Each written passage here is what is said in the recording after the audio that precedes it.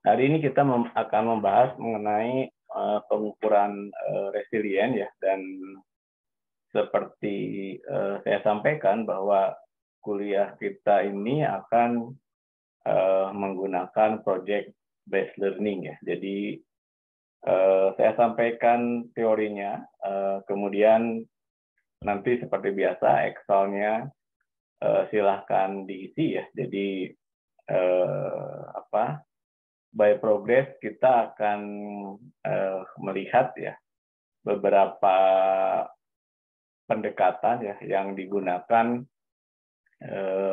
di dalam mitigasi bencana ya. Jadi konsep mitigasi bencana itu seperti yang saya sampaikan, kita berdasarkan tiga hal ya. Yang pertama adalah kita hadapi ya, bagaimana kita menghadapi bencana ya. Jadi namun definisi hadapi itu bukan seperti kita main bola ya. Jadi lawannya kata di situ, kemudian kita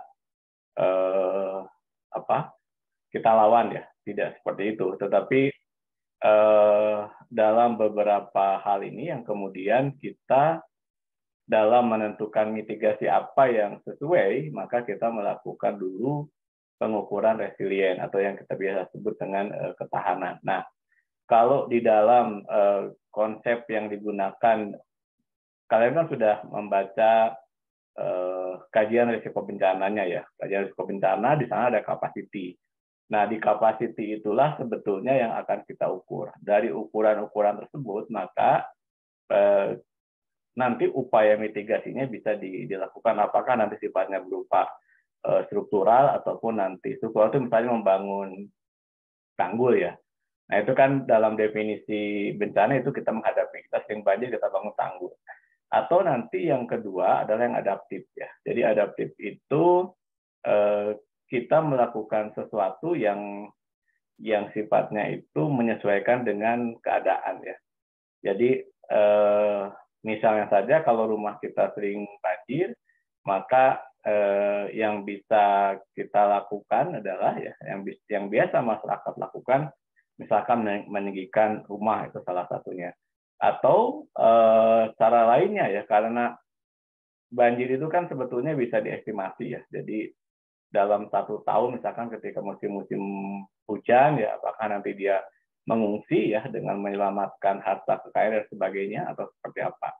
Nah, tapi nanti juga akan berbeda dengan bencana-bencana yang sifatnya adalah geologis ya. Jadi misalkan ya gunung berapi, gunung akan meletus, maka kemudian masyarakat mengungsi. Makanya itulah lahirlah early warning system. Nah, yang kita lakukan adalah bagaimana kita mengukur hal tersebut berdasarkan data-data yang kita sudah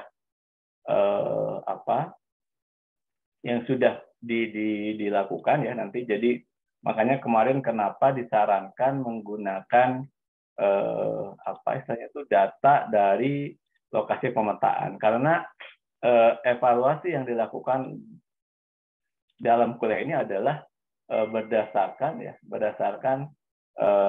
pengamatan ya, baik langsung ataupun tidak langsung, atau yang sifatnya itu adalah yang memang jadi gini, idealnya kan kalian melakukan wawancara ya ketika kita melakukan mengukur ini ataupun beberapa teknik, tetapi sekarang kan sudah tidak lagi di lokasi pemetaan, artinya kalian sudah pulang, tetapi ada beberapa poin yang mungkin masih ingat ya, yang kemudian itu bisa kita lakukan di sini di kuliah ini gitu ya. Nah, oleh karena itu ya kita sifatnya adalah mendiskusikan ya.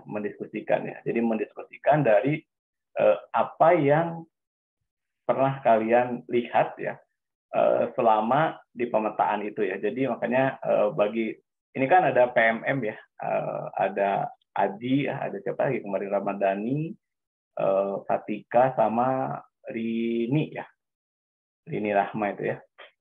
Oh ya, saya lupa yang dari Diponegoro ada ya, nggak atau nggak ada? Dari Undip atau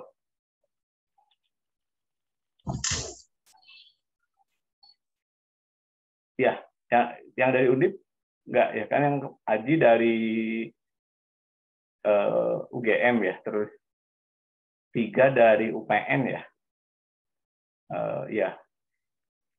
Atau kelas 1 lagi ya, karena saya lupa ya, ada geomorfologi, ada apa namanya? Ada geomorfologi, terus ada mata statistik sama mata kuliah ini ya. Ada 1 kalau nggak salah dari Ponorogo. Oke. Ya. Jadi sekarang kita akan melakukan identifikasi ya. Identifikasi dalam mengukur resilien tadi itu. Nah, beberapa poinnya ya, beberapa poinnya itu bisa kita lakukan ya. Jadi oke. Nah, ini kan kita bicara di manakah posisi resilien itu sendiri ya. Di mana ini saya ambil dari biasa yang saya gunakan untuk climate hazard ya. Jadi ya misalkan banjir, longsor, kekeringan. Nah, nanti pemilihan hazardnya, ini kan ada hazard di sini. Hazardnya itu disesuaikan dengan lokasi pemetaan masing-masing ya. Jadi disesuaikan dengan lokasi pemetaan masing-masing untuk pemilihan hazardnya. Apakah kalau memilih hazardnya misalkan banjir, longsor, gempa dan sebagainya, itu disesuaikan. Nah, yang kita ukur sebetulnya karena kita sebut sebagai implementation action itu adalah upaya mitigasi yang bisa kita lakukan. Ya. Jadi implementation action itu adalah upaya mitigasi yang bisa kita lakukan. Itu adalah di bagian akhirnya ya. Jadi outcome dari produk yang kita hasilkan. Nah, prosesnya di peta KRB tadi, kalian kan sudah melihat peta resiko ya, resiko bencana banjir, bencana longsor, bencana kekeringan dan sebagainya ya. Itu kan yang diperoleh adalah peta resikonya. Nah, ketika kita tahu peta resiko ya, maka kemudian kita melakukan mitigasi ya. Mitigasinya itu langkah apa yang diperlukan dalam mitigasi itu yang kita sebut sebagai implementation action yang diukur dari resilient. Mudah-mudahan jelas ya. Jadi sekarang yang kita lakukan, kalian sudah tahu hazardnya ya. Nah, hazardnya itu sendiri ya, kalau kita lihat berarti kita akan memanage resiko. Nah, cara-cara memanage resiko itu ada beberapa jenis ya. Kita sebut misalkan risk transfer ya. Jadi asuransi bencana di kuliah saya terakhir itu adalah risk transfer. Jadi semua resiko-resiko yang akan terjadi di masa depan itu kita siapkan sekarang. Simpelnya, kalau membayangkan asuransi itu, ya kalian tahu asuransi ya. Kita bayar asuransi kesehatan ya, BPJS misalkan sekarang kan.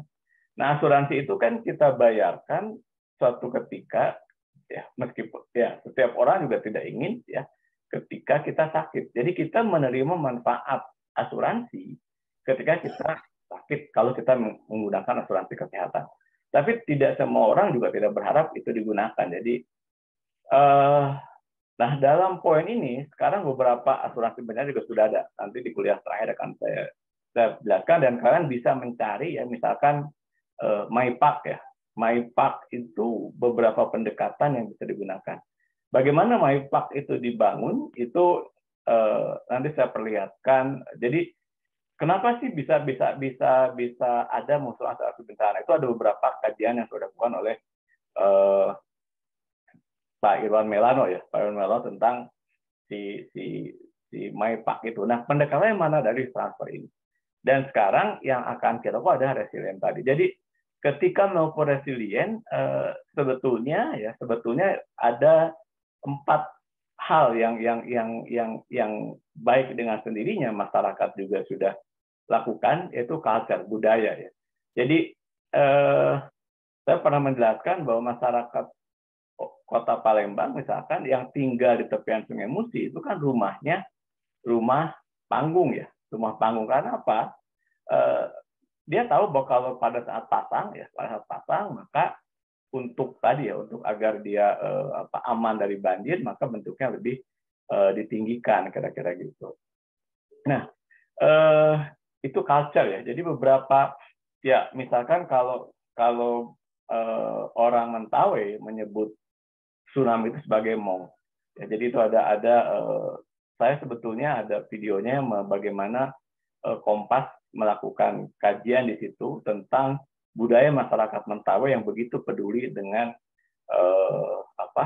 begitu tahu dengan adanya tsunami. Tetapi yang menjadi tantangan berikutnya adalah ketika tsunami itu lama tidak terjadi, katakanlah dalam 60 tahun tidak terjadi, maka hilang satu generasi yang mengalami tsunami. Yang lain berikutnya, karena dia tidak memiliki pengalaman tersebut, maka kira-kira begitu ya. Maka ketika tsunami, ketika air surut, dia tidak tahu itu. Nah, di dalam poin itu juga ya pentingnya knowledge atau diversity juga sangat pengaruh. Jadi ya letusan gunung Merapi misalnya yang kemudian menewaskan Mbah Marijan, itu karena secara culture masyarakat di Merapi sudah tahu letusan Merapi itu tidak pernah ke selatan, selalu ke utara atau ke barat daya. Makanya yang ke selatan, yang ke arah Jogja itu adalah lereng lavanya. Jadi kalau meletus ya, kalau dia meletus dia tidak ke selatan, selalu ke barat daya. Jadi Jogja itu kenapa? Karena secara culture dipercaya Sultan itu dilindungi oleh satu Nyiro Kidul yang di selatan, kemudian saya lupa istilahnya yang di utara, yang di Merapi. Ya, mungkin Mas Aji itu lebih sebagai orang Jogja yang lebih tahu pasti itu. Poin ini juga menjadikan culture itu sendiri ya merupakan hal yang sangat penting di dalam kemudahan ya ketika kita menyampaikan mitigasi bencana ini. Kemudian yang berikutnya adalah size of economy. Jadi ketika masyarakat semakin maju ya, semakin mampu, maka tentu dia akan berpikir ya akan lebih mudah untuk memahami apa itu bencana. Nah, yang keempat ada inovasi ya. Jadi ya rumah tahan gempa dan sebagainya itu bagian dari inovasi. Lalu bagaimana kita mengukur resilient ya? Jadi pendekatan yang dipakai yang paling bawah ya. Jadi ketika terjadi bencana, misalnya ketika banjir terjadi, pertanyaannya berapa? Di sini ada poin di paling kanan adalah learn from experience ya. Saya selalu memberikan contoh orang-orang yang tinggal di tepian Ciliwung, tepian kalau di Bandung itu tepian di sini di Citarum ya, itu sudah tahu, dia sudah tahu kapan akan banjir dan sebagainya. Learn from experience. Jadi masyarakat sendiri karena memang lama-kelamaan dia terbiasa, maka dia akan belajar dari kebanyakan sendiri. Oke. Nah, sekarang yang akan kita lakukan adalah apa yang kalian perhatikan selama pemetaan. Sebelumnya kita definisikan dulu ya. Jadi bagaimana sih kita mengukur resilient sendiri ya? Bagaimana kita mengukur resilient? Yang pertama, kalian juga sudah lihat di KRB, itu selalu dibandingkan sebagai indeks ya. Jadi indeks kapasitas ya. Normatively disebut sebagai indeks kapasitas. Makanya di dalam BNPB mendefinisikan dengan indeks ya. Jadi persamanya kan risk sama dengan hazard dikalikan dengan vulnerability. Nah, di mana dia tidak directly menuliskan vulnerability ya. Dia tidak sebentar.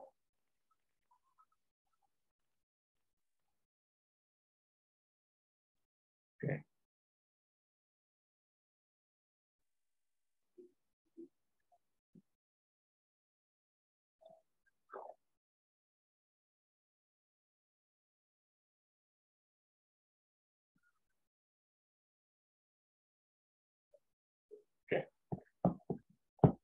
dia tidak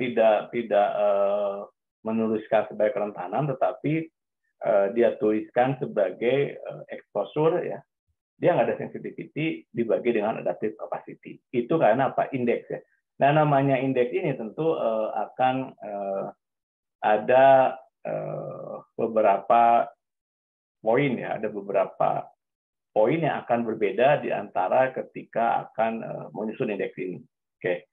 Yang kedua, ya, jadi ketika kita mengukur resilience, maka itu diharapkan pada dua kondisi, ya. Dia bersifat subjektif dan in general dia masih menggunakan qualitative data. Jadi kualitatif itu misalkan berapa banyak sedikit. Nah sekarang ketika menggunakan kuantitatif data, maka gitu ya, maka kemudian kita harus menambahkan beberapa indikator, nanti saya perlihatkan.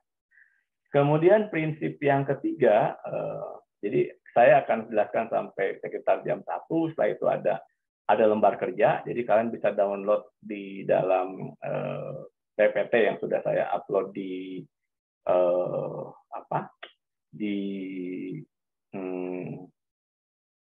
e-learning. Mudah-mudahan e-learningnya cukup bagus, ya, karena tadi saya cukup lama untuk bisa upload e-learning, ya, karena nggak tahu kenapa.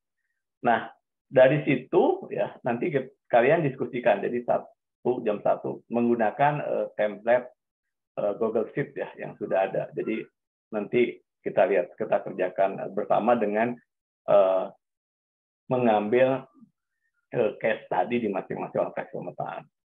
Yang ketiga adalah sistem dan konteks causality. Jadi ketika kita melihat mengukur resilience, maka seperti biasa kalau kita bicara di model, karena kita sekarang mau bergerak ke kuantitatif data, maka harus ada batasan. Jadi batasannya itu kita buat di dalam sistem. Jadi kalau di geomorfologi, kalian ingat teman-teman di geologi kan bicara sistem sungai, ya.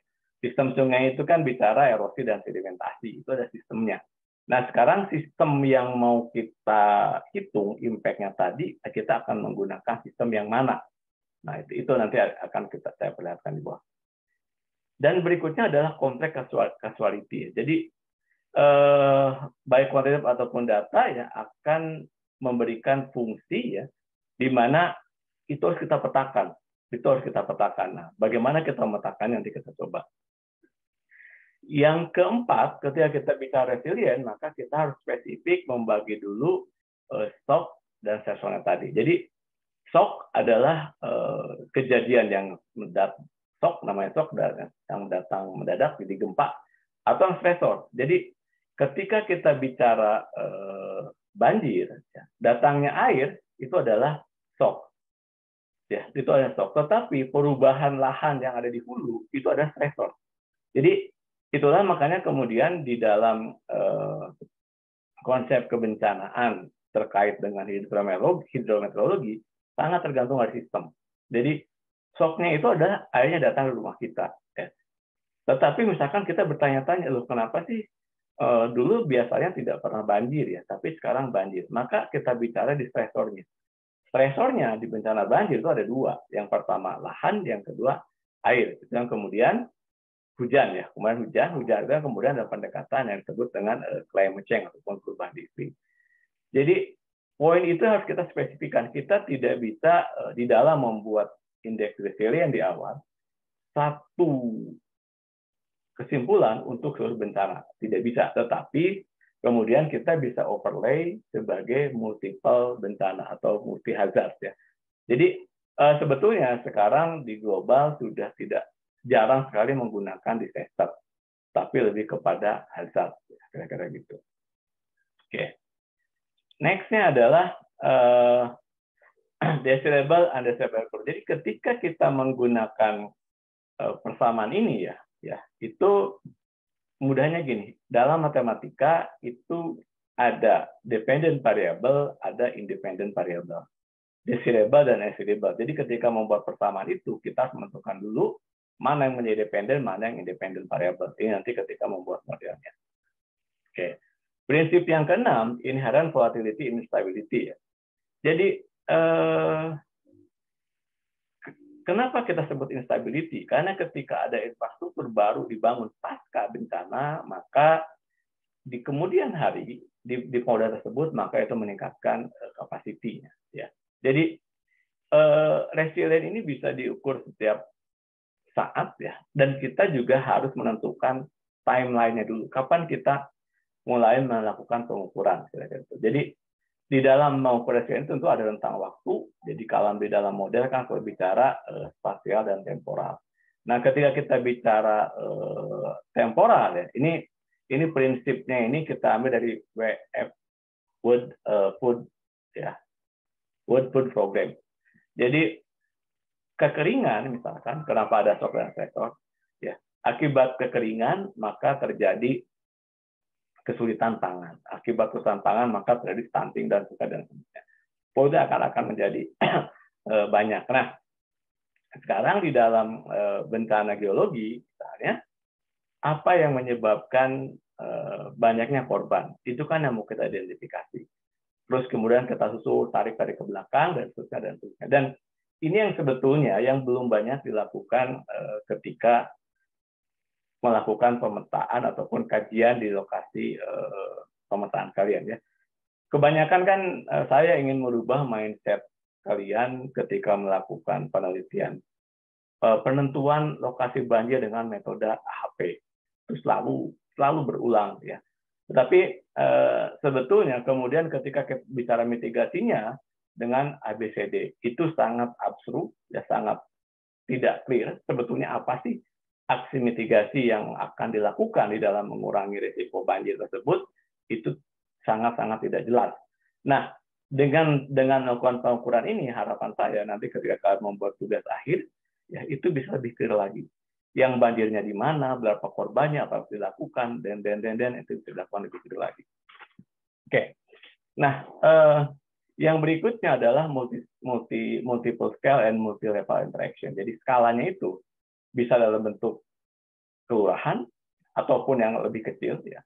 Jadi misalnya pada saat pemetaan kemarin ketemu kampung A ada dalam satu pemetaan kalian itu satu kecamatan ketemunya ada 4 desa, ada 18 kampung misalkan, atau karena kan yang di Jawa Barat biasanya kampung, kalau di Sumatera Barat namanya nagari, kalau di tempat lain mungkin akan berbeda. Tapi poinnya adalah kan kalau satuan pemerintahan yang resmi itu kan kecamatan ya. Meskipun kalau yang di saya nggak tahu, kalian nggak ada yang mapping di Jogja. Jogja itu namanya Kapanewon ya, berbeda lagi karena dengan konsep Sultan Ground maka semua tanah dari Sultan dan Sultan. Jadi ada kembali tadi saya sampaikan culture yang di atas ya, yang memberikan pengaruh yang berbeda-beda. Oke, ke dalam penamaan.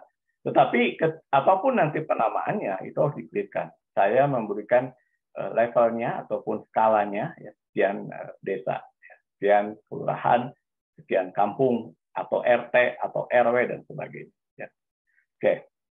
Nah, yang prinsip yang ke-8 adalah rate of change and time measurement, saya sudah sampaikan juga tadi. Seberapa lama dia akan mengalami perubahan. Jadi ketika yang menjadi tantangan di dalam pengukuran resilient ataupun nanti dalam melakukan upaya mitigasi bencana ya itu adalah time measurement tadi, waktu yang cukup lama ya. Tadi saya memberikan contoh masyarakat Nias yang sudah terbiasa dengan kejadian tsunami karena sekian lama tidak ada tsunami gitu ya. Jadi di generasi berikutnya lebih dari 60 tahun itu sudah hilang pengetahuan mereka mengenai tentang tsunami.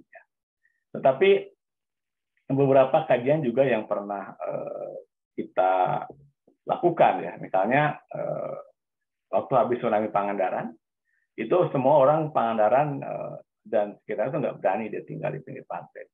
Tapi kemudian karena tuntutan ekonomi ya, jadi salah satu kebiasaan masyarakat kita itu kan kita dapat indeks, misalkan indeks berjalan kaki aja kita termasuk yang paling malas ya. Itu kita akui. Jadi contohnya saja kan kalau dulu kita naik, kenapa misalkan transmusi di Palembang itu kurang laku ya. Karena transmusi itu kan hanya berhenti di halte. Sementara merubah kebiasaan masyarakat ya yang sakti dengan telunjuk berhenti kan nggak bisa lagi. Jadi kesaktian orang Palembang hilang dengan ada transmusi. Karena kalau naik angkot dulu telunjuk kalian ditunjuk langsung angkotnya berhenti kan, sakti itu. Saking saktinya bisa menghentikan angkot. Tapi dengan transmusi itu nggak bisa lagi. Harus berhenti di halte. Nah, ini kan sebetulnya ini perubahan perilaku, perubahan budaya. Padahal itu efeknya akan sangat banyak. Ketika pertama kemacetan, ya. Jadi ketika transmusi berhenti di halte, maka titik-titiknya bisa diidentifikasi. Tapi kemudian ketika kita tadi tidak ada halte dan seterusnya, karena begitu haltenya ada banyak hal yang bisa dilakukan, sistemik dan seterusnya. Tadi kembali ke paling di atas sistem yang kita buat. Oke. Nah, prinsip yang ke-9, resilient ataupun ketahanan berhubungan dengan kerentanan. Dan sekarang nanti kita akan mulai dari kerentanan. Karena data yang paling banyak kita peroleh dari data statistik ya, data-data dari BPS ya. Oke. Kerentanan adalah ya sesuatu, saya sudah memberikan contoh, kita duduk di samping kita ada AC, maka kita rentan terkena masuk angin karena ada AC. Hazardnya itu adalah AC yang dekat depan kita. Kita rentan kita itu tingkat kerentanan seseorang itu akan berbeda-beda ya. Nanti kita akan, kalau di dalam hal, jadi kalau kita duduk di ruangan yang sama ya, maka di ruangan sama yang paling dekat dengan AC, maka dia paling tereksposur. Dia paling terkena dengan AC. Tetapi kemudian yang dekat AC menggunakan jaket, maka dia melakukan adaptive capacity. Yang jauh dari AC tidak menggunakan jaket, pada saat itu dia sudah pilek dari sebelumnya, maka dia menjadi rentan. Ya. Jadi penilaian itu yang kita lakukan, ya, dan kita akan lihat berdasarkan spasial nanti. Dan peta-peta itulah yang digunakan dari hasil pemetaan kalian nanti. Ya. Nah, resilient itu bukan inverse dari kerentanan. Jadi bukan berarti bahwa semakin resilient, semakin tahan, maka dia semakin tidak rentan. Tidak seperti itu. Nanti kita perlihatkan. Nah, oke. Lalu bagaimana kita mengukur resilient? Nah, ketika kita mengukur resilient sendiri, ya, maka kita ada 1, 2, 3. Ada 1, 2, 3, 4, 5, 6. Ada 6 hal yang harus kita pahami dengan jelas ya. Kita mau menggunakan yang di mana. Yang pertama adalah definisi. Bagaimana kita mendefinisikan resilient ya itu sendiri ya. Itu ada cukup banyak ya. Nah, sekarang yang kita pilih nomor 4 saja. Damage limitation. Jadi karena apa? Itu yang paling mudah kita lihat ya. Meskipun beberapa jadi kalau di dalam kalau kita bicara damage limitation, maka mostly bicara kepada infrastruktur ya, yang kemudian nanti kita ukur untuk menamatkan infrastruktur itu, maka kita tambahkan ya dengan asuransi. Kira-kira di poin itu. Jadi kira-kira seperti itu. Nah, yang kedua, dari definisi kita ambil yang damage limitation. Yang kedua adalah scale, sistem dan temporal. Ya. Nah, kita akan menggunakan di yang mana ya? Apakah kita akan menggunakan di individu seperti saya contohkan tadi? Karena nanti ada yang disebut dengan community based resilience ya. Di kuliah berikutnya itu ada. Yang kuliah minggu depan kita bahas di dalam ekosistem based resilience, kita coba unsynchronize. Materi yang akan saya upload, silahkan kalian mendiskusikan dan membuat resume dari diskusi kalian. Dari lokal tersebut, yang kedua adalah di tingkat yang lebih tinggi. Apakah kita menggunakan city, urban, sebenarnya atau apa. Jadi saya tadi memberikan contoh definisinya per RW, misalkan per RT, dan seterusnya. Oke. Itu dari skalanya ya, skala dan sistem dan temporal. Kemudian yang berikutnya adalah building block ya. Jadi kita akan menentukan berdasarkan apa? Apakah menggunakan berdasarkan karakteristik? Apakah kita akan menggunakan berdasarkan kapital, kerugian? kerugian misalkan ini yang sekarang digunakan oleh Bappenas itu capital base, GDP loss. Ya, akibat dari bencana maka kita loss GDP sekian. Ya, itu yang banyak yang sekarang digunakan di Indonesia. Nah, itu building block-nya. Bisa nggak sih kita menggunakan capital base ya? Atau kita hanya menggunakan karakteristik. Nah, BNPB sendiri, kalau kalian lihat buka di KRB, itu sudah menggunakan sebetulnya capital base. Berapa sih tingkat kerusakan ketika satu desa yang rusak rumahnya, atau dulu kan skala Richter. Richter kan diukur dari kapital sebetulnya. Tingkat kerusakannya sekian, yang rumah rusak sekian rumah, maka itu sebetulnya disebut dengan capital base itu sendiri. Oke. Sekarang fungsi untuk apa? Jadi ketika kita, nah ini kita bicara mitigasi. Apakah untuk diagnostik? Mitigasi sendiri sebetulnya berfungsi dalam 3. Diagnostik, evaluatif, dan planning. Mitigasi itu kan mengurangi, ya, mitigate, mengurangi korban misalkan. Ketika kita bicara mengenai korban, maka kita bisa dalam melakukan perencanaan ke depan. Rumah-rumah yang sering banjir, tadi akan kita selesaikan dengan dihadapi bangun tanggul, atau dipindahkan relokasi, atau kita dorong dengan adaptif. Pilihan-pilihan inilah yang kemudian kita ukur yang di langkah berikutnya, yaitu capacity. Ya. Ketika dia dalam capacity sendiri bisa absorptif, bisa adaptif, bisa transformatif. Jadi di absorb itu sebetulnya tadi ya sering mengalami bencana. Oh, kita kalau gitu ya sudah kita melakukan dengan early warning system. Jadi tidak melakukan adaptif, tetapi melakukan absorptif. Oh, dengan adaptif akan banjir. Oke, siap-siap kita keluar dari situ.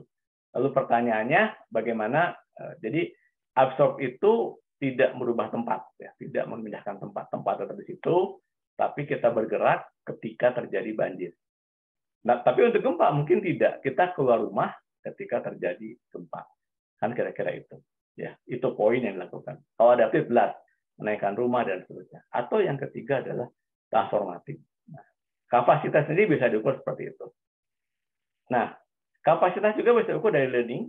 Ya, jadi learning itu tadi orang sudah terbiasa banjir, orang sudah terbiasa ya Merapi lah, orang sudah tahu Merapi meletus, ya Udus Gembel dan sebagainya dia sudah tahu. Ya meskipun kalau kita lihat di bunker Kali Adem itu yang selalu kalau ini kemarin angkatan 2020 mereka kan pulang dari Karangsambung, mereka melakukan tripnya ke Jogja. Satu melihat sand dune di Parangtritis, bagaimana proses Aulian yang di geomorfologi itu di sana. Yang kedua adalah Merapi Tour. Mereka melihat ya kalau Merapi Tour kan sudah ada guide-nya ya, meskipun guide-nya kadang-kadang hiperbola ya. Salah satunya bunker Kali Adem itu kan sebetulnya belum memperhatikan waktu itu adalah teren lava. Jadi bunker Kali Adem itu didesain untuk letusan. Nah, begitu letusan Gunung Merapi yang ada yang lava. Jadi begitu si pengamat masuk ke dalam bunker, ditutup pintu besinya, maka sebetulnya itu seperti masuk ke dalam oven karena lavanya mengalir, maka di dalam oven kebayang, kira-kira begitu. Oke, yang terakhir ada sektornya. Nah, yang kita apa ada sebetulnya DRA dan DCA, disaster risk reduction dan climate change adaptation. Poin itu yang akan kita gabungkan di dalam mitigasi bencana ini. Oke, next-nya adalah jadi kalau digambarkan seperti ini, ya, sistem unitnya kita akan gunakan urban karena mostly yang mapping kalian kan di daerah pedesaan kan, bukan di kota ya. Kemudian, nah sekarang disturbannya apa? Banjir kita ambil. Yang kemudian pre-event action-nya apa yang sudah dilakukan. Jadi pre-event action ini adalah melihat dokumen-dokumen yang sudah ada. Ya. Apakah misalkan di lokasi pemetaan kalian, ya, kan satu kabupaten tentu sudah dapat adanya KRB, kajian resiko bencana. Jadi sebetulnya di KRB tersebut itu sudah ada anticipate, plan, and prepare. Kalau kita baca dokumen KRB itu seperti itu. Tetapi KRB itu kan skalanya skala kabupaten. Nah, bukan skala lokasi pemetaan. Nah, sekarang pertanyaannya bagaimana kita menurunkan dari skala kabupaten tersebut di down scale menjadi skala kecamatan atau yang lebih kecil lagi, lokasi pemetaan kalian tadi itu. Kemudian ya, jadi preferensinya bisa reduce and manage risk, ya, apapun nanti kita lihat isinya. Kemudian yang ketiga ada avoid itu ya pindahlah. Kemudian yang keempat, damage limitation. Jadi ada sekarang ini pasca COVID pemerintah menyampaikan build back better, bounce back ya. Jadi filosofinya seperti kita menjatuhkan bola, ketika jatuh dia akan mantul lebih tinggi. Jadi pasca bencana, kenapa konsep bounce back atau recovery cukup masif banyak dilakukan. Jepang dengan Sendai Framework misalnya, karena mereka cukup berhasil pasca Perang Dunia Kedua. Mereka di bom Hiroshima yang begitu jatuh dengan bounce back better-nya, di situ muncul culture masyarakat Jepang dan sebagainya yang kemudian mereka menjadi cukup negara maju sekarang. Nah, apakah mungkin kita melihat setelah pasca bencana tersebut masyarakat berpikir upaya mitigasinya bisa lebih besar, itu nanti kita pilih. Atau dia hanya survive ya karena kita sudah nggak bisa apa-apa lagi, kita udah nggak bisa pindah kemana-mana, yang penting kita tetap tinggal di situ dan seterusnya ya. Contohnya waktu kita penataan kawasan di seberang Hulu ya, itu salah satu yang masyarakat harapkan dia tidak berpindah lokasi. Lalu apa yang kita lakukan di situ adalah mau nggak, kalau memang Bapak Ibu nggak mau pindah berarti harus berbagi ruang. Ruangnya untuk apa? Ruang misalkan untuk daerah resapan airnya, untuk taman, dan seterusnya. Dia tidak pindah, tetapi mau nggak berbagi ruang. Ketika mereka mau berbagi ruang, maka daerah-daerah yang tadinya sering kebanjiran itu bisa dimitigasi. Ya. Kita bisa geser, misalkan air bersihnya tadi kesulitan dan seterusnya. Oke. Dan yang kelima adalah managing change-nya itu akan dilakukan seperti apa. Oke, itu teorinya. Nah, ini detailnya ada di dalam di dalam PPT yang sudah saya siapkan ya di situ. Jadi silakan dibaca. Oke, sekarang apa yang akan kita diskusikan ya? Apa yang akan kita diskusikan di sini ya? Pertama sistemnya, kita jelas ya. Ini saya gunakan pada saat saya membangun untuk nasional. Jelas kita akan variabel yang digunakan adalah variabel daerah pemetaan. Skalanya 1 banding berapa peta kalian? Pemetaan kalian 1 banding berapa? Tiara? Pemetaan kalian 1 banding peta kalian? 25.000, Pak. 1 banding 25.000 dengan luasan 9 kali 9 kan? Oke. Nah, berarti di dalam pertanyaan saya, di dalam 9 kali 9 tersebut terdapat 1 kecamatan atau berapa desa? Bisa diidentifikasi kan? Oke. Bisa tahu kan? 9 kali 9 ya. Kan kalau daerahnya padat, dia bisa jadi 2 kecamatan. Kan batas kecamatan itu diukur dari tingkat kepadatan kan. Ya. Oke. Oke. Apalagi di Jawa ya. Ini kan yang Majalengka dan sebagainya. Tapi mungkin kalau yang di Sumatera itu dari luasan ya. Dari luasan ya. Jadi ada hubungan ya. Ada hubungan antara ya. Ada hubungan antara luasan dengan jumlah penduduk. Nah, dalam poin ini, maka propos yang kita gunakan adalah 9 ke 9. Oke. Kalau saya tanya, di lokasi pemetaan kalian, silahkan diketik saja. Di Giavani ada berapa kecamatan? Kalian kan buat pemetaan geologi daerah bla bla bla kecamatan X kan, ya kan? Nah sekarang kita lihat di Nadia ada berapa? Di Kevin? Ada sekitar 4 kecamatan, 2 kabupaten tapi, Pak. 4 kecamatan, 2 kabupaten. 2 kabupaten. Oke. Terus Kevin ini Di Cianjur, Pak, di daerah dekat-dekat Cipanas. oke. Cipanas sama Jonggol, Pak. Oh, Cipanas Jonggol, jadi agak ke bawah ya, agak ke Iya. Bogor ya. Ke atas, Pak. Agak ke atas di daerah Cibeet, Sungai Cibeet. Oke. Sungai Cibeet. Bentar saya utaranya ini ya. Apa sih? Yang SBY pernah hubungan Cikas. Cikas berarti kalau Cikas kan bawahnya.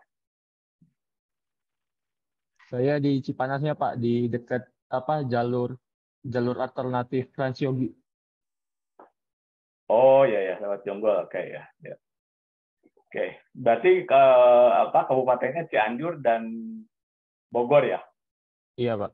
Kecamatannya? Kecamatannya itu ada Kecamatan Sukaresmi, Kecamatan apa ya kemarin? Lupa juga, Pak. Saya ingatnya Sukaresmi, Pak. Oke, enggak, nanti kan dibuka datanya. Nanti kita buka datanya ya. Iya. Oke, berarti Iya. unit analisanya, ini kan sistem jadi ya, ada kecamatan. Kemudian disturbannya, kita sepakati banjir aja ya. Tapi sebentar dulu. Dari peta BNPB kemarin, itu semuanya ada banjir nggak? Atau longsor? Dari peta BNPB kan tugas pertama kemarin kan menggunakan daerah pemetaan ya. Iya kan? Iya, menggunakan daerah pemetaan ya. Apakah di situ ada oke. Oke, berarti di ini cuman longsor aja ya. Oke. Yang lain? Berarti disturban itu longsor ya. Disturban itu kan gangguan ya. Gangguan. Jadi kita belum sebut sebagai hazard. Kita sebut sebagai gangguan karena nanti kita ukur dulu tingkat hazard sebesar apa. Disturban gangguan. Oke. Nah, itu adalah disesuaikan nanti ya, disesuaikan. Oke, mungkin biar apa namanya? Bentar, kita tutup dulu. Biar diskusinya langsung mengisi di bentar.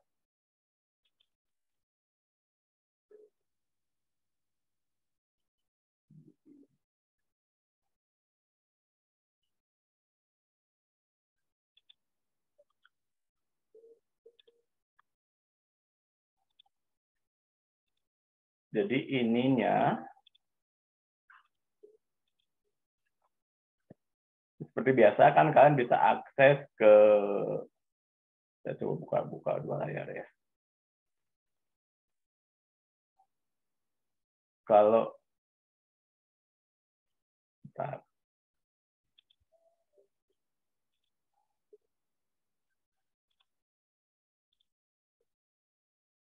Kan kemarin spreadsheet-nya ya. Nah, ini sekarang kita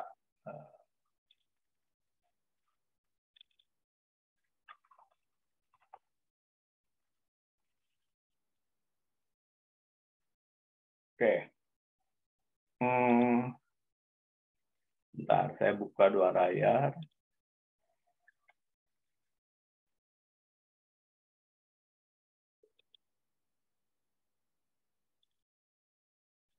Berarti kan di sini sistemnya ya.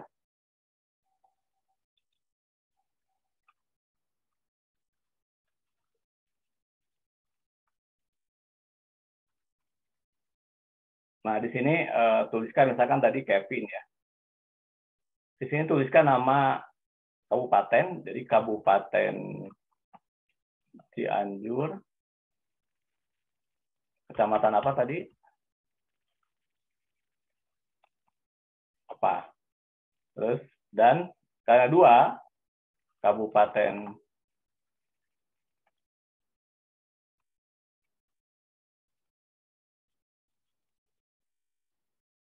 Bogor, kan? Kecamatan apa? Oke.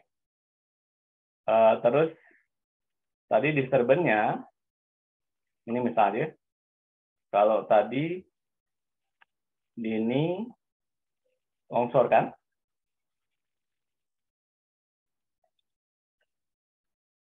ini udah bisa akses belum? Karena saya hanya izinkan yang email Unsri.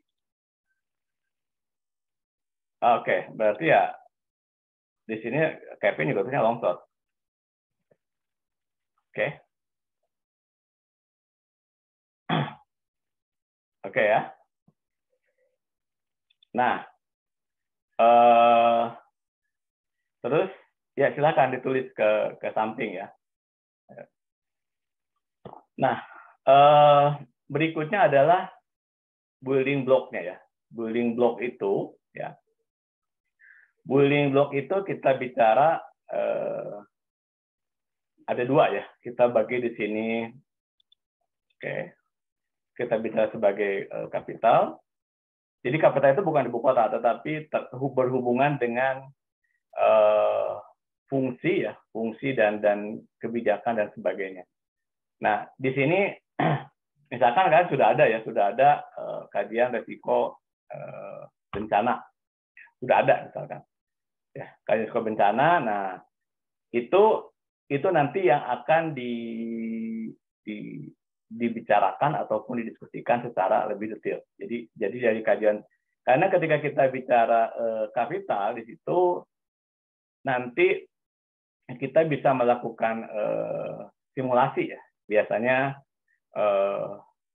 di dalam pemetaan pelaku mitigasi bencana itu lebih menarik kalau kita buat misalkan ini ada 26 orang, nanti kita bagi ke dalam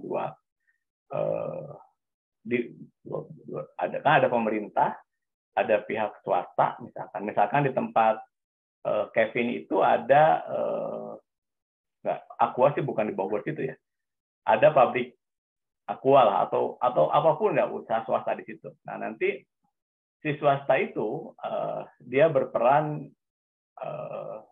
mau nggak dia memberikan kontribusi ya. Jadi misalkan oke, saya mau membantu untuk kegiatan ABCD. Kemudian pemerintah itu sudah memiliki KRB. Dalam KRB itu ada bla bla. Jadi baca dulu KRB-nya. Nanti ada juga NGO ya. NGO misalnya katakanlah NGO-nya tersebut nanti ada dua, ada berbagai macam NGO yang bisa kita klasifikasikan.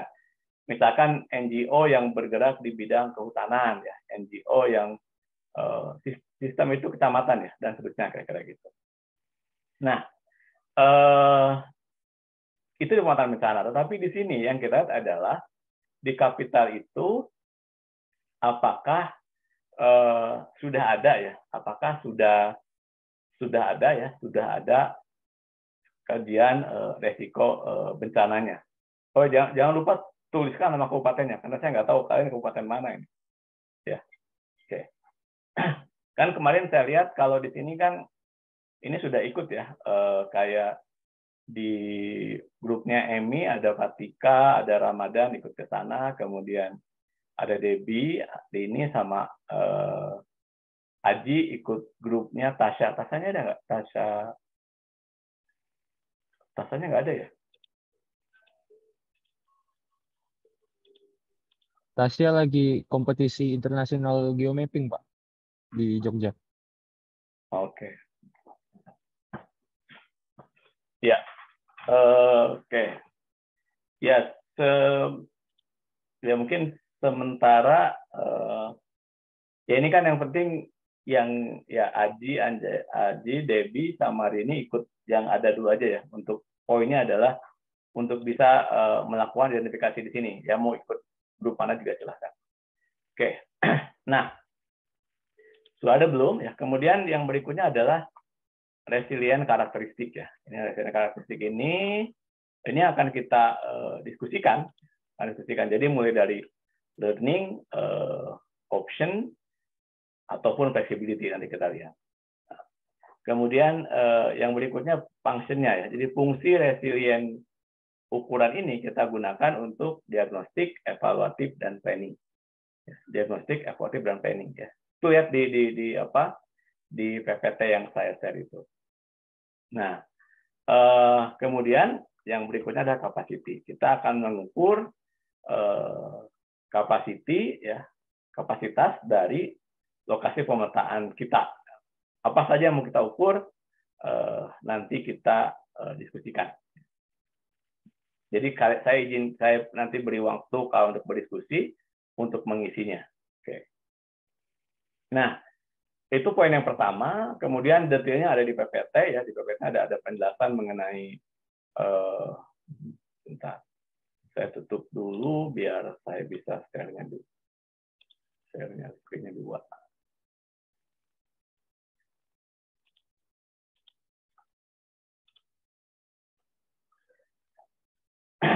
Oke, bisa lihat dua screen kan? Bisa, Pak. PPT sama teorinya ya.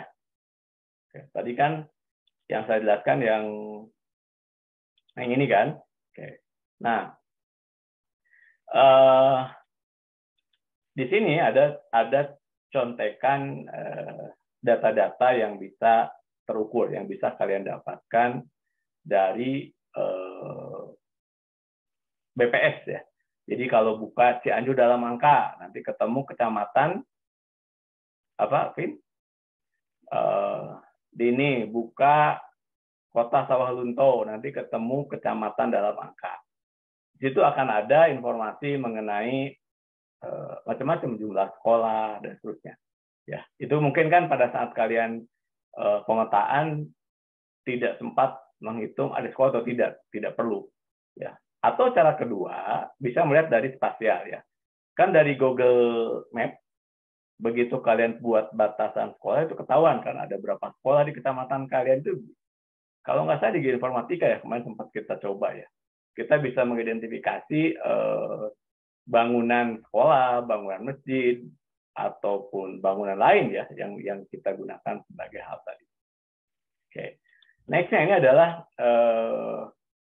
kita sudah menyiapkan lembar kerja ya. Jadi lembar kerjanya itu ya kita bisa tulis di sini ya.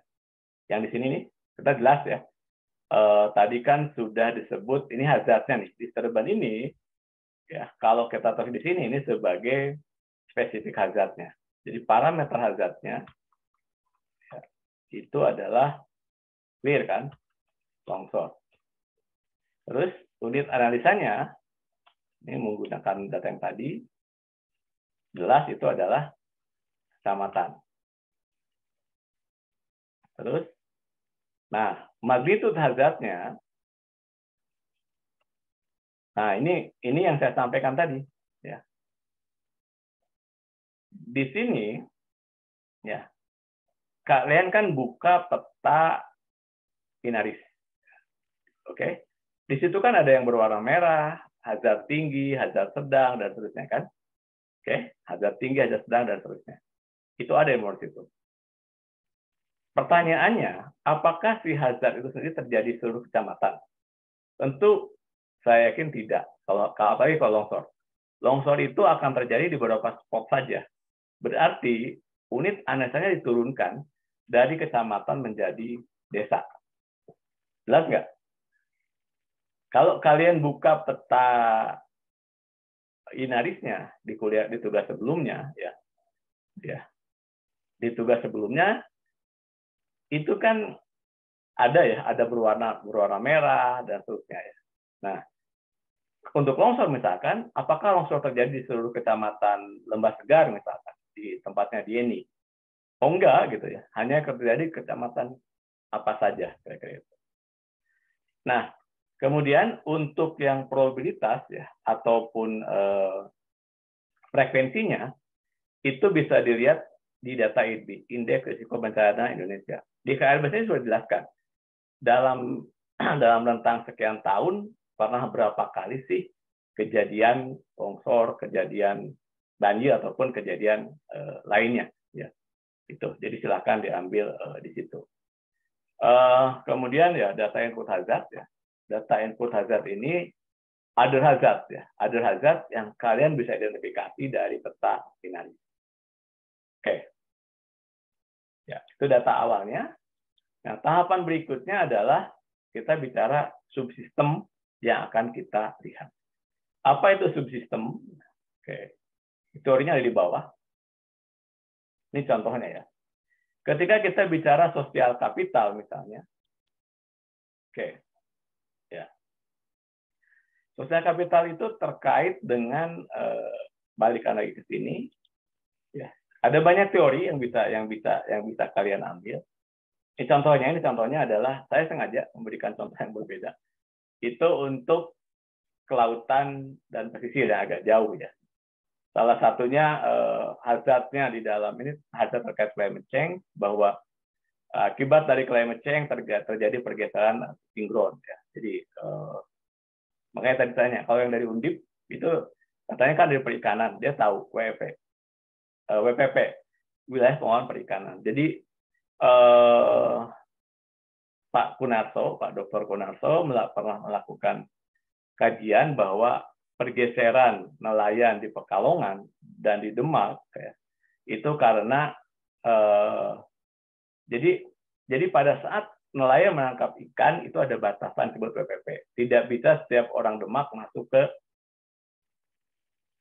Pekalongan misalnya. Itu diatur. Kalau enggak akan terjadi keributan. Nah, ternyata pada saat angin barat misalkan, itu ikan yang dari Pekalongan itu berkurang, tetapi kemudian terjadi peningkatan ikan di Demak. Itu kajiannya kayak seperti itu. Nah, itu yang kemudian hazardnya kita identifikasi. Nah, di dalam hal ini kalian melakukan identifikasi atas menggunakan peta EDBI tadi itu, ya, maksud seperti apa dan seterusnya. Paling tidak yang diukur itu ada pertama sosial kapital, ya. Apakah misalkan, silakan dibuka di data ini kita masukkan nanti di sininya, kita tuliskan sosial kapital. Kita buka buku KRB aja. Apakah di buku KRB itu tersebut misalkan si pertanyaannya kan Cianjur tadi itu atau Lembah Segar tadi itu merupakan satu dari sekian banyak kecamatan yang ada di Kabupaten Sawalunto. Apakah masyarakat di Kecamatan Lembah Segar pernah mendapatkan penjelasan mengenai gitu ya, mengenai kejadian longsor, mengenai penanggulangan longsor dan seterusnya. Silahkan dibuka di situ ya. Kemudian nanti human capital ya, tingkat pendidikan. Tingkat pendidikan di mana? Lihat di data tadi Sawalunto dalam angka kecamatan seperti apa. Kemudian servis infrastruktur, tentu kalau kita bicara infrastruktur yang dibangun ya itu berbeda. Ini kan contohnya. Ini contoh-contohnya. Nah, pertanyaan-pertanyaan ini bisa di salah satunya, dan yang terakhir nanti untuk air ya, untuk sektor air maka kita menggunakan ya,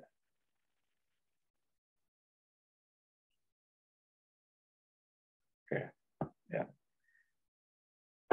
Untuk yang ini, jadi misalkan informasi ini ada di PPT itu, silahkan dilihat ya. Poin-poin itu silahkan dicari, diekspor lebih dalam. Jadi gunakan tabel yang ini, ya, tabel 16 ini untuk mengisi ke bawah. Dan itu silahkan didiskusikan ya, silahkan didiskusikan dengan cara mengisi poin-poin tadi ya, diisi. Jadi saya nih hazardnya apa dan seterusnya. PPT sudah bisa download belum? PPT saya sudah bisa download belum? Bisa, Pak. Bisa ya? Oke. Ada yang mau ditanya dulu sebelum kalian berdiskusi? KRB-nya udah dapat kan? Kemarin kalau nggak salah Tiara itu nggak dapat KRB, kemudian Tiara ikut ke Kevin gitu kan? Iya, Pak. Ya, berarti mengambil data yang dari Kevin ya. Terus Denny udah punya KRB-nya? Yang Sawalunto itu kebetulan juga nggak ada KRB-nya, Pak. Nggak ada kajian kemudian, nggak ada Sawalunto itu nggak ada? Nggak, Pak. Cuman kalau di peta inarisnya aja ada, cuman data filenya nggak ada. Yang adanya itu saya pernah dulu bikin waktu tugas bencana geologi kayaknya Pak, itu Solo yang adanya cuma Pak. Sawah Lunto itu tengah-tengah Solok ya? Apa Pak? Gimana Pak? Kota Sawah Lunto sekitarnya Solok ya? Iya Pak, dekat berbatasan Pak. Nah kalau pemetaan sendiri di Kota Sawah Luntonya? Saya juga ada masuk Kabupaten Sejunjung Pak, cuman Sejunjung itu juga nggak ada di KRB Pak. Kebetulan sama-sama Sejunjung sama Saluntonya dua-duanya nggak ada Pak. Oke. Ya, coba lihat di IDB-nya, kita kan banyak ya. Ada nggak informasi kebencanaan yang pernah kejadian di sana, di Solok ataupun di sawah, di Solok ataupun di Junjung, ya. Kalau nggak, analisa, ya pokoknya coba lihat di data statistiknya, BPS-nya. Di BPS juga kadang ada, kadang lebih seringnya tidak. Kadang ada, lebih seringnya tidak. Oke ya. Coba kalau enggak ya melakukan rapid assessment aja dari peta jadi sarannya dari Inaris tadi diterjemahkan ya. Cuma memang effortnya lebih ya. Jadi misalkan ketika kita mau tahu berapa sih yang pernah kena kejadian longsor, berarti si Inaris tadi ya di overlay dengan peta pemukiman. Nanti baru dapat yang kena longsor sekian misalkan kan. Nah, nanti dihitung gunakan Sawah Lunto dalam angka. Nanti kan tahu desanya, tahu kecamatannya gitu ya, dan seterusnya. Oh iya, makanya kenapa mata kuliah ini prasyaratnya bencana geologi sebetulnya, karena kalian kan sudah pernah menggunakan data itu, tinggal diekspor lagi. Makanya bagi yang belum, saya bilang tadi, bergabung dengan tim, ya karena terus terang aja, PMM ini kan saya ditahunya setelah masuk semester ya. Jadi, kayak saya kemarin ngajar pemodelan estimasi sumber daya.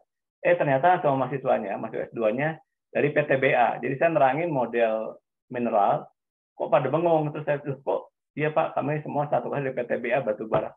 Dan saya tahunya ketika saya di kelas gitu.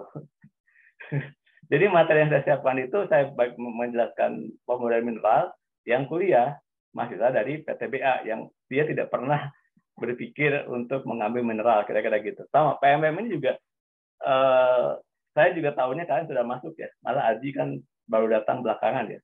Saya juga cukup terkejut. Termasuk juga yang geoinformatika, tiba-tiba ada cuma yang lebih saya bikin sok ada statistik. Statistik ada anak teknik mesin ngambil statistik di kita. Kan bingung saya ngambil contohnya. Saya nggak tahu mesin apa. Anyway lah, kira-kira begitu. Tapi makanya untuk yang di luar dari geologi bisa diskusi dengan tim yang dari geologi ya. Oke. Jadi ini nggak ada. Terus Giovanni tadi di mana? Tiara sama Kevin. Emi kan Majalengka ya saya ingat. Nah, bagus kan Majalengka datanya Mi ya. Emi dulu Majalengka bagus kan datanya Mi? Emi lagi coba ini. Sumedang, oh ya Sumedang bagus datanya banyak ya, lumayan lah. Terus kalau Giovanni tadi? Saya di Tuban Pak. Oh Tuban sama Ceria rombongan itu ya? Iya Pak, tapi KRB-nya nggak ada Pak. KRB-nya juga nggak ada. Ya tadi seperti yang di ini coba ya melakukan. Tapi petanya ada kan? Untuk petanya ada Pak. Iya. Jadi gini. Saya sedikit ceritakan, dijelaskan kalau petanya itu, peta Inaris itu kan harusnya agregat dari masing-masing kabupaten. Jadi idealnya masing-masing kabupaten tersebut menyusun dulu kajian risiko bencana, kemudian digabung jadi provinsi, provinsi gabung jadi nasional. Nah, tetapi problemnya pada waktu itu 2000 saya baru pulang, berarti 2009-2010, itu nggak bisa semua, artinya kan kita perlu peningkatan kapasitas ya, menjelaskan ke seluruh kabupaten, 500 sekian, makanya kemudian tidak memungkinkan. Nah, akhirnya BNPB membuat satu kajian yang kita bisa gunakan secara nasional. Nah, itu di dalam metode yang digunakan BNPB, kalian bisa lihat, jadi kalau kita buka Inaris, itu ada metode cara mengerjakan peta yang kalian buka ya. Kan kita punya peta Inaris ya, Indonesian RIS. Nah, itu adalah petanya skala nasional. Ya. Cara mengerjakannya itu ada dijelaskan. Jadi misalnya threshold-nya saja untuk menentukan banjir itu kan masing-masing wilayah sungai akan berbeda-beda. Ya. Tetapi yang kemudian dilakukan itu adalah mengambil 85% maksimum hujan di seluruh Indonesia. Kemudian digambarkan dan jadilah keluar peta bahaya banjir. Nah, yang problem sebetulnya ketika kita membuat peta resiko. Karena di situ ada kapasitas dan seterusnya. Makanya yang kemudian dilakukan menggunakan data BPS. Jadi peluang kalian melakukan kajian mitigasi lebih detail itu di situ. Karena dari skala peta yang digunakan, skala kecil, 1/100.000. Kalian melakukan pemetaan 1/25.000. Artinya, peta kalian itu, lokasi banjirnya harusnya lebih detail, kan? Iya kan? Gitu. Bukan hanya berdasarkan elevasi. Nah, ketika kita bicara elevasi pun, tantangannya adalah menggunakan SRTM 30. SRTM 30 itu beda tingginya 30 meter. Banjir kalian kalau 2 meter terdeteksi oleh saya tentu tidak. Ya kan?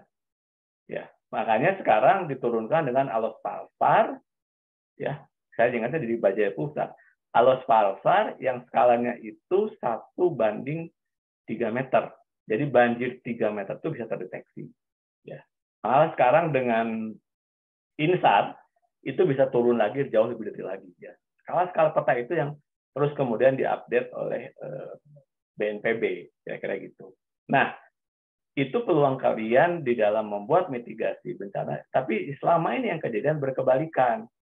Kalian melakukan pemetaan di situ, begitu buat mitigasinya menggunakan peta BNPB, kebalik.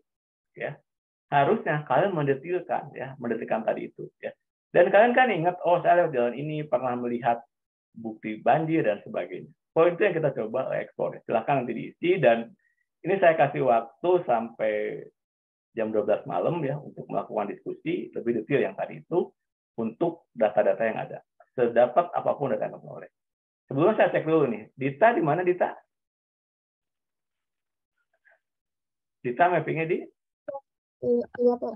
Kalau Dita mappingnya di Bengkulu, Pak. Kabupaten Kaur. Kaur ya. Terus bencananya apa? Untuk kemarin tuh nggak ada juga, Pak, KRB-nya. Sudah dicari di Google juga nggak ada. Jadinya Dita kemarin ikut Tiara sama Kevin juga, Pak. Oke. Ya, nggak apa-apa. Ini kan poinnya adalah bisa melakukan identifikasi bencana ya. Oke. Bisa melakukan mitigasi ya dari data yang ada. Terus berarti kelompoknya ini sekarang kelompoknya Kevin itu Kevin, Tiara, Dita. Kelompoknya Emi, siapa lagi? Emi itu Tika ya, Tika sama itu bukan? Debbie enggak? Oh, Debbie mah ikutnya Tasanya nggak ada. Sama Aura, Pak. Oh, sama, ya. Oh, Tika, Aura, di Emi ikutnya. Oke, Aji mau sendiri juga nggak apa-apa. Saya punya peta sendiri, Pak, ya. That's fine, nggak apa-apa. Tapi yang penting bisa mengidentifikasi. Oke, Nyuce. Rombongan siapa?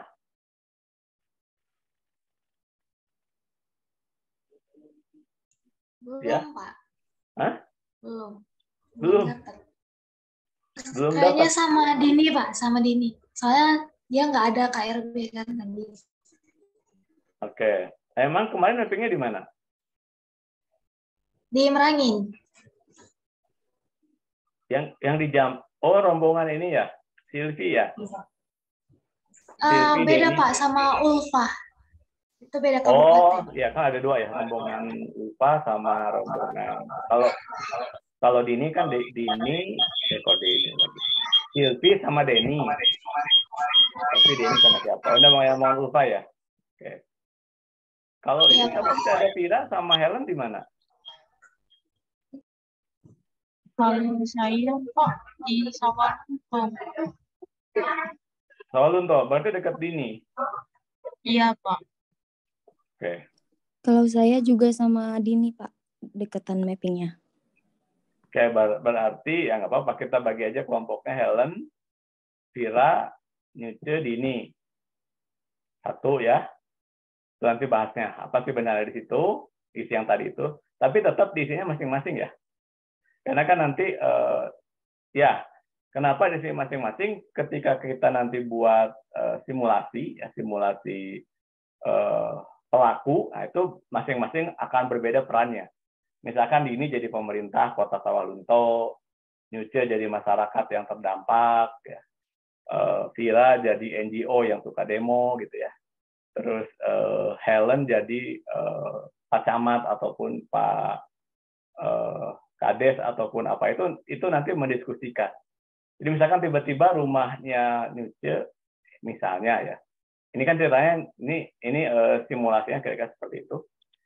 Rumahnya Nyuce di Sawalunto itu tiba-tiba kena longsor kan. Terus Nyuce bertanya, apa sih yang pemerintah bisa lakukan ya terhadap rumah saya, kira-kira gitu kan. Nah, makanya kemudian Dini membuka buku KRB-nya. Oh, Anda memang salah rumahnya, kira-kira. Tapi kan nggak mungkin orang lagi kena longsor disalahkan, enggak. Ya, itu nanti upaya. Berarti solusinya harus dipindahkan misalkan. Tapi ketika Dini akan memindahkan, datang protes ya dari Vira nih sebagai LSM gitu ya. Oh, nggak bisa gini-gini. Nah, diskusi itu yang kita buat ya kira-kira. Ya, suatu ketika kan kalian lulus akan menjadi salah satu di antaranya, tapi mudah-mudahan jangan jadi provokatornya gitu ya. Tentu saja debatnya juga debat yang ilmiah ya. Kan lain, loh Pak, dia sudah betul tempatnya, tetapi kemudian misalkan akibat dari pemotongan lereng dan seterusnya, itu kajian ilmiahnya kita gunakan. Ya, nanti at the end misalkan oke, hasilnya adalah kita membuat asuransi bencana. Ya, asuransi bencana itu bapak-bapak nanti kita lihat ya. Tapi poin itu nggak apa-apa kita dibuat per kelompok aja karena memang tadi ya datanya tidak semua ready ya. Kira-kira dibuat seperti itu. Nanti diskusinya dan nah, untuk itu sekarang yang ini berarti kan apa tadi? Kok saya salah ke situ. Nah, spreadsheet ini berarti kan bisa diselesaikan ya, termasuk juga yang di bawah ini. Parameternya apa?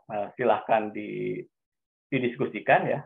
Silahkan didiskusikan sampai nanti kalian bisa mendapatkan satu kesimpulan ya. Nah, hasilnya ini seperti saya sampaikan, ini kan bentuknya adalah Excel ya. Bagusnya dibuat berbentuk report. Ya, reportnya seperti biasa ya, tidak usah banyak-banyak ya, satu atau dua lembar yang menjelaskan semua parameter yang kali itu dibuat dalam satu report ya. Terus nggak usah pakai cover ya, nggak usah. Saya kan ada format kuliah kalau buat tugas ya, pakai format itu aja, nggak usah pakai format yang cukup panjang ya, pakai cover gitu ya, kata pengantar enggak. Ini kan sebetulnya resume dari diskusi.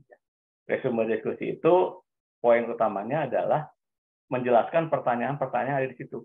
Ya. Menjelaskan di mana lokasi kajiannya, gitu ya. Kan di tugas kemarin saya kasih komen ya. Yang diminta itu adalah menggunakan peta KRB ya. Kan ada feedbacknya ya di tugas yang kemarin. Nah, jadi bukan bicara yang panjang gitu ya. Karena salah satu kebiasaan ini nanti kalian akan berhadapan pada saat melakukan tugas akhir misalnya, ataupun melakukan suatu kajian lah. Kita tuh minta data A, terus si PMDA-nya bilang, data tuh Bapak minta data apa aja kita siapkan. Begitu kita minta data, nah data yang Bapak minta yang tidak ada. Nah kita berusaha mengurangi debatable yang tidak perlu berdasarkan kajian saintifiknya. Nah kajian saintifik tadi kita sudah buat koridor-koridor pertanyaan, sehingga ini salah satu saja ya. Jadi nanti kalau mau mendevelop yang lain, filosofinya sama. Bahwa dan ini kan tadi juga saya sampaikan kita hanya mengambil satu dari sekian banyak contoh sistem ya yang kita ambil. Kita tidak menggunakan sosial kapital ya dalam hal ini. Nanti kalau sosial kapital dibahas di kuliah yang berikutnya, community based resilience. Nah ketika community based resilience itu finding-finding yang ada di sini itu yang dibahas di situ. Jadi apakah kita perlu bangun shelter misalnya? Dari situ kalian tahu ada masjid misalnya dari suatu pemetaan, masjid itu tidak pernah kebanjiran. Oh, kalau begitu fungsi masjid nanti sebagai shelter, tempat pengungsian, atau aula balai desa, atau dan seterusnya. Itu sudah kapital. Atau masyarakat kita ini kan dulu ya, sekarang mudah-mudahan seperti itu sangat kental dengan patrilineal. Patrilineal itu artinya hubungan antar keluarga saat kita kebanjiran, kita punya saudara jauh yang tidak banjir, kita bisa ikut mengungsi. Nah, poin-poin seperti itu kan di dalam kajian Susan L. Carter misalkan itu tidak terdeteksi. Karena kalau kajian-kajian di luar sana, pemerintah itu punya kewajiban menyusun kontingensi, ada kontingensi bencana. Ketika bencana terjadi, dia akan menurunkan kemana.